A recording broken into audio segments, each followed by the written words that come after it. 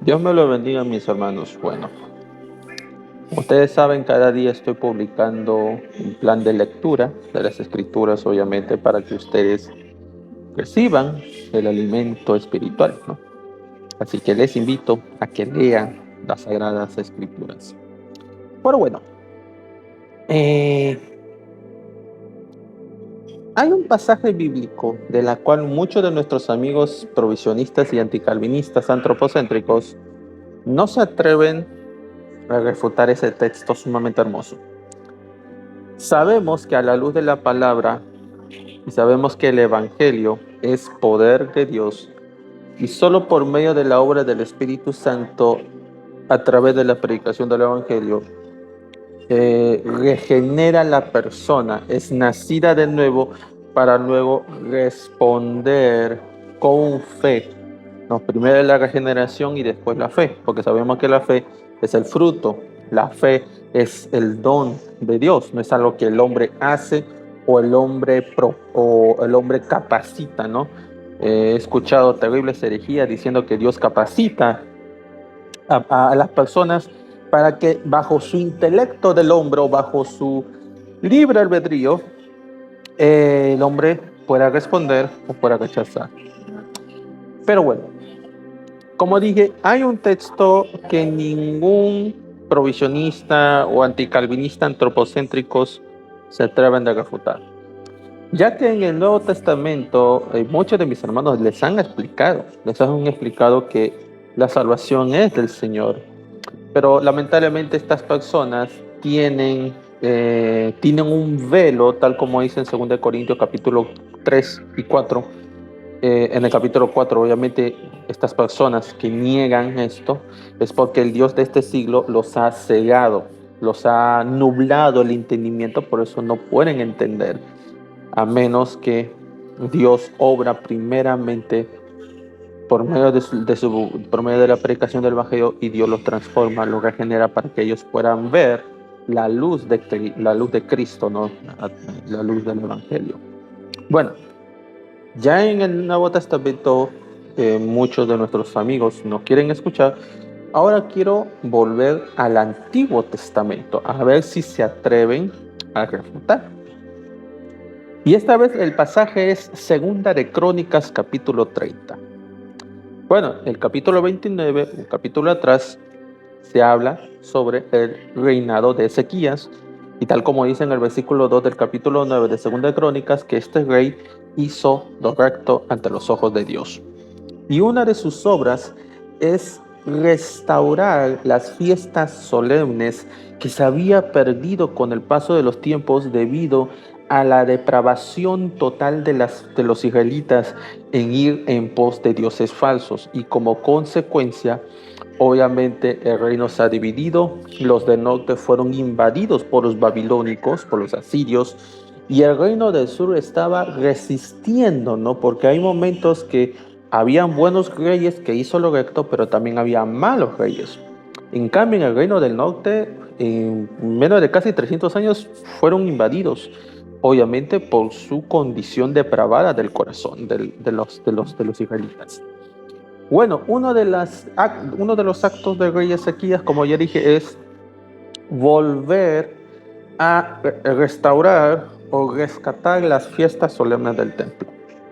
Y una de ellas es la fiesta de la Pascua, ¿no? El Pesaj, que es una fiesta importante donde le hace recordar el éxodo, ¿no? El exilio, la salida del pueblo de Israel de Egipto, cruzaron el Mar Rojo y llegaron a la tierra prometida. Entonces hay una fiesta solemne que es la Pascua, que es una de las fiestas más importantes.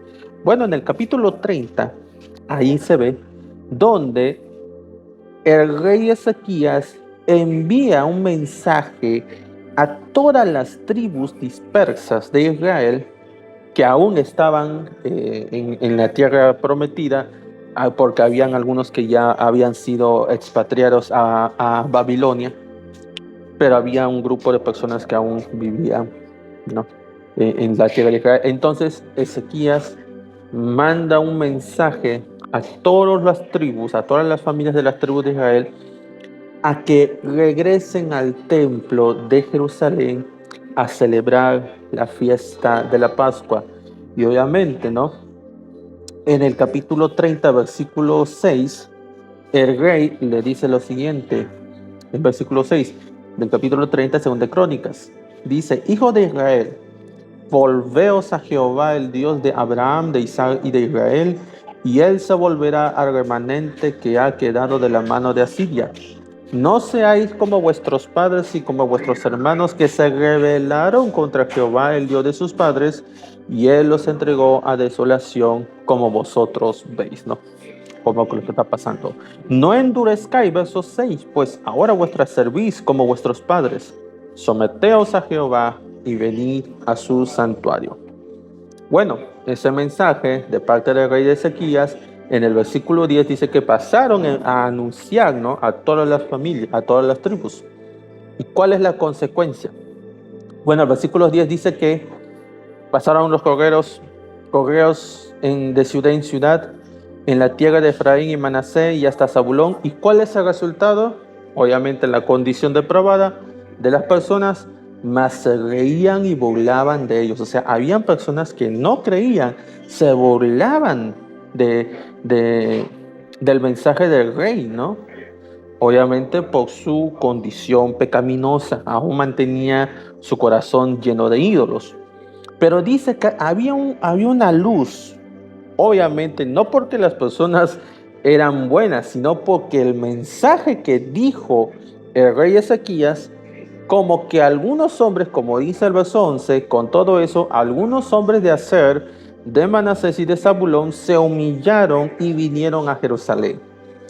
Pero esa misma actitud del versículo 11, el versículo 12 te explica más. ¿Cómo se humillaron los de Judá? Porque ellos tenían un libre albedrío, como dicen hoy en día los provisionistas, los que dicen que el libre albedrío es algo que Dios no lo ha tocado. Mira lo que dice el versículo 12, y espero que cualquiera me tiene que refutar ese texto, porque aquí vemos que la obra de Dios estaba con los de Judá, lo mismo con algunas personas de las tribus que fueron esparcidas. Versículo 12. En Judá también estuvo la mano de Dios para darles un solo corazón para cumplir el mensaje del rey y de los príncipes conforme a la palabra de Jehová. Que curiosamente, Ezequiel capítulo 36, versos 25 al 27, donde dice: y yo esparciré aguas vivas y purificadas. Les quitaré un corazón de piedra, les pondré un corazón de carne y morará ahí mi espíritu. Esa misma acción lo vemos en el Nuevo Testamento. Lo que es la regeneración, el nuevo nacimiento, no por un intelecto, no por algo que el hombre tenga la capacidad de creer, no. Es por medio de la palabra de Dios. Al igual como el mensaje de Ezequías, y que la mano de Dios estaba ahí, como dice el versículo 12, estuvo la mano de Dios, ¿para qué? Para darles un solo corazón, para cumplir el mensaje del rey y de los príncipes conforme a la palabra de Jehová. Así que, mis hermanos provisionistas y anticalvinistas, antropocéntricos, me tienen que refutar el texto de Segunda de Crónicas, capítulo 30, versos del 10 al 12, donde vemos que por el mensaje del rey Ezequías y que Dios estaba ahí, obró a esas personas para responder con humildad al llamado de volver al templo. Lo mismo sucede con nosotros cuando predicamos el evangelio y solo por medio de la obra regeneradora del Espíritu Santo esa persona responde con fe, porque ya Dios ha obrado en esa persona. Segunda de Crónicas, capítulo 30, versos 10 al 12. Espero que ustedes, antropocéntricos, provisionistas y anticalvinistas, me tienen que refutar. Y si no hay una refutación sincera, entonces me están tratando de decir que la palabra de Dios es viva y eficaz y es poder de Dios para salvación y no nuestro libre albedrío. Dios me lo bendiga.